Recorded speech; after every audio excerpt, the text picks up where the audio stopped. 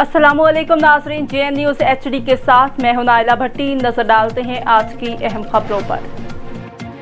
विहाड़ी करमपुर के रिहायशी आसिफ उर रांझी ने जराइम की दुनिया से तौबा कर ली। कुरान पाक पर हलफ उठाकर जराइम से तौबा का ऐलान कर दिया।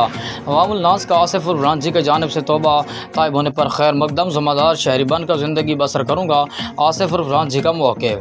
बिहाड़ी district news reporter doctor Wajid Hassan चन्नर की रिपोर्ट के मुताबिक गुज़श्ता रोज़ करमपुर के रिहायशी आसिफ उर रांझी खरल ने मजहबी रहनुमाओं, ताजिर बरादरी, सिविल सोसाइटी के रूबरू कुरान पाक पर हलफ उठाया कि आइंदा कभी भी जुर्म की दुनिया में कदम नहीं रखेगा और वारदातें नहीं करेगा। इसका कहना था कि 2 साल से लाहौर में मेहनत मजदूरी कर रहा हूँ।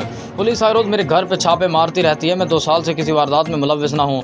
कुरान पाक पर हलफ उठाकर कहता हूँ कि आइंदा कभी किसी वारदात में मुलव्विस नहीं होगा।